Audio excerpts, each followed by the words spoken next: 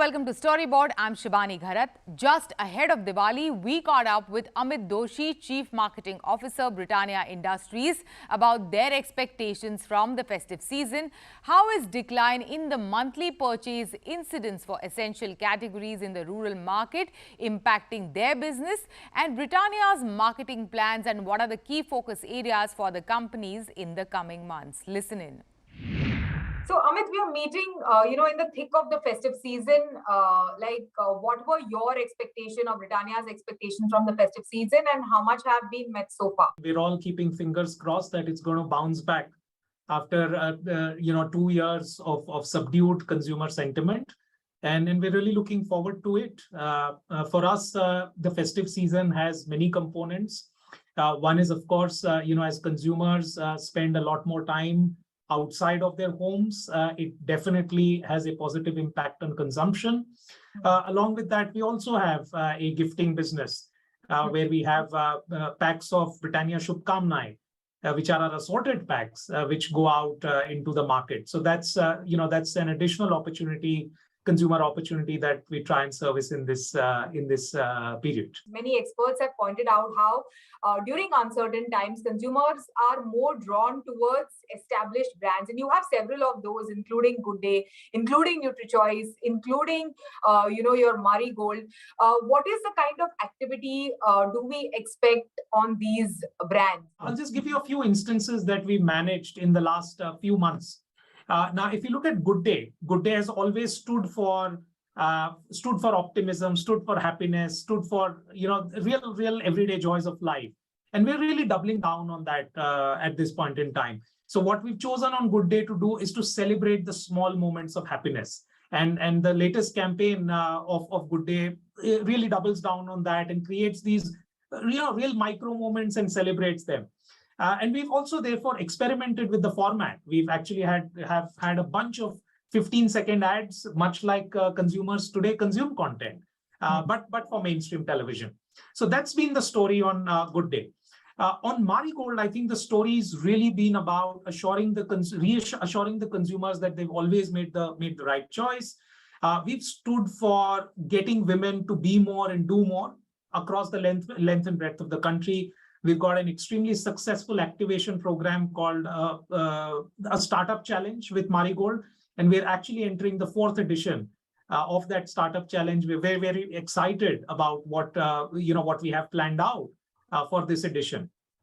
In addition to that, on a lot of other brands, there has been a lot of excitement on account of innovation. So, for example, we launched Potazos, which is a potato-based cracker.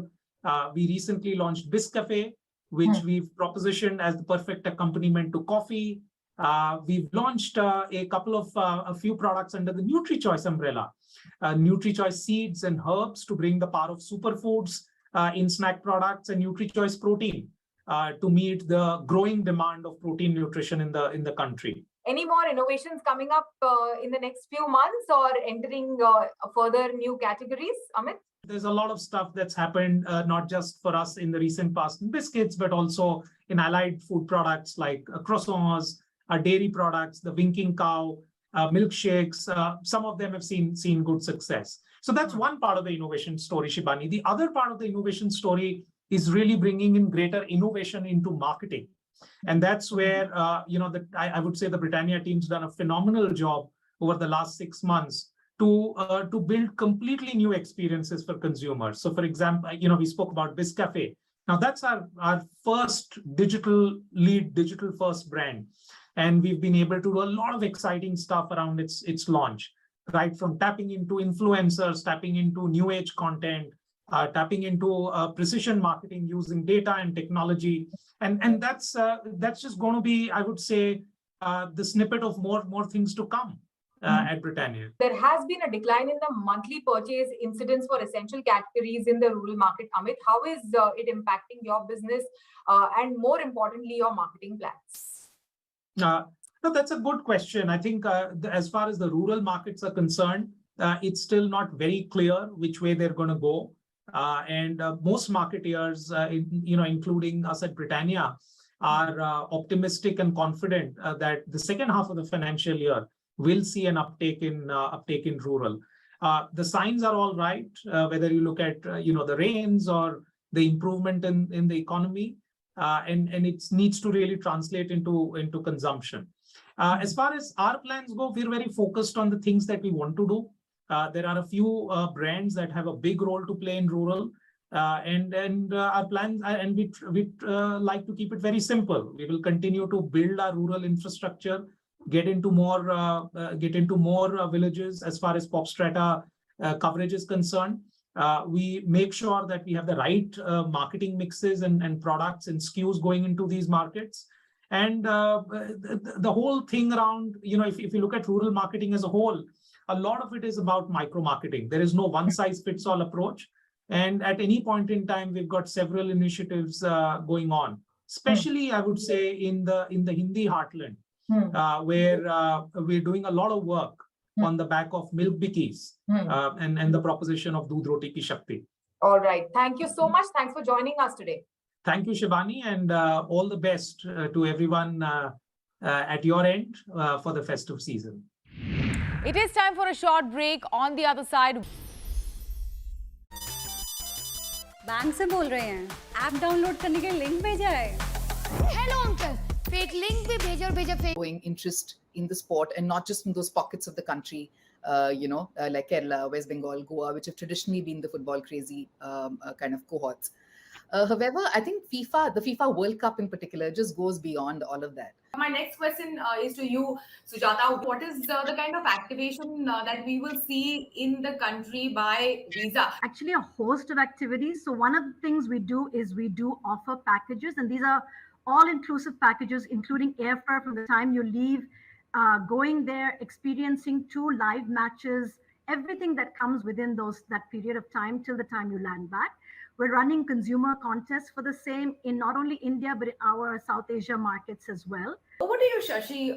Over the past couple of years, how is this entire change in the digital landscape impacting the viewership of sports in the country? And what is it that you see very enticing about the game of football?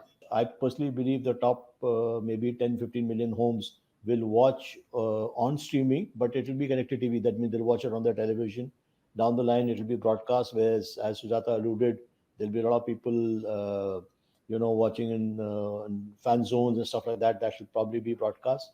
And a lot of people on the go will watch streaming. So I think this time in India, you're one of the few games which will be, through the line. You'll see both broadcast and streaming being seamless. So I think it's going to be a great experience all through.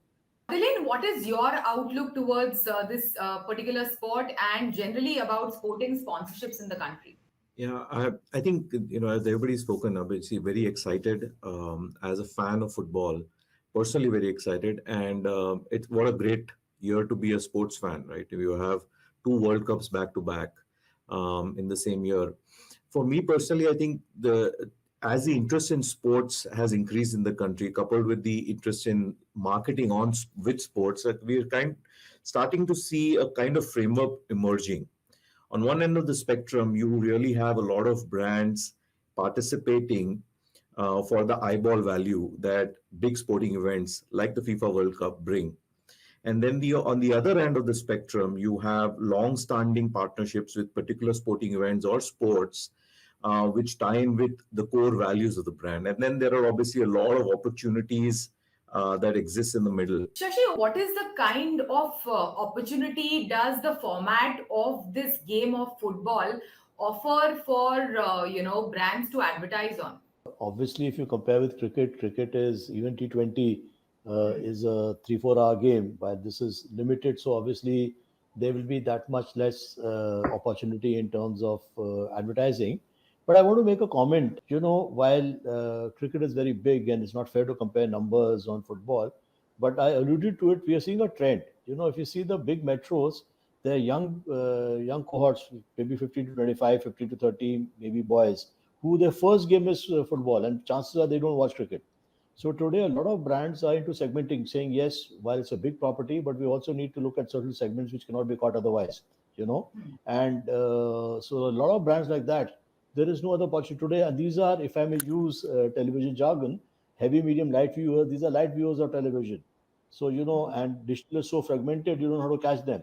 So if you want to launch a brand or a variant or something special you want to do, you want large numbers in this, you can see this is a perfect launch pad for that. There is, of course, cricket offers a greater opportunity with each 6, a 4, in between over advertising. How are you working around this whole format of the game of football and overcoming the challenges over there? It's a great question, Shivani, and it's something that advertisers, broadcasters, streamers have been trying to crack in India. Few things. One is that the branding opportunities are still quite immense. So to be associated as a broadcast sponsor, as a streaming sponsor, as whatever tier of sponsorship, still is quite large, and that is very, very comparable to any big event that you have. In addition, all the pre-post events, etc., you can still advertise. And unlike, say, long breaks in cricket or for that matter, other sort of events, what happens in football is that people are actually very, very passionate about the game and hence want to follow much before the game starts, during the game, as well as during the mid-show and the post-show. And that provides a significant opportunity for advertisers to actually connect with the audiences. And, one of the things that we are doing is we are going to be presenting this in multiple languages, as in English, Hindi, Tamil, Malayalam, Bengali, etc.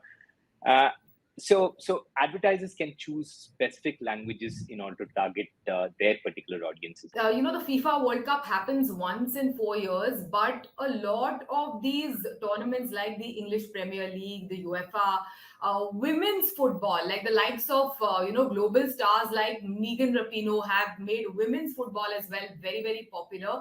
So what can be done around these events which happen beyond the World Cup that are also contributing to the popularity of the sport in the country? Over to you, Ajay. I think that what we are going to see at the World Cup is going to be spectacular. What we are going to be seeing is once in a 4-year opportunity. And in between, we have all these other opportunities, the leagues that you're talking about. But I yet want to pull back and say that I think this opportunity is being underexploited in India.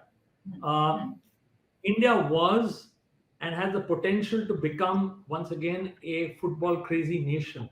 So far I see football and the World Cup, etc., as a passion of the niche. So it's attracting niche audiences, niche advertisers, and it will create the excitement with a niche audience.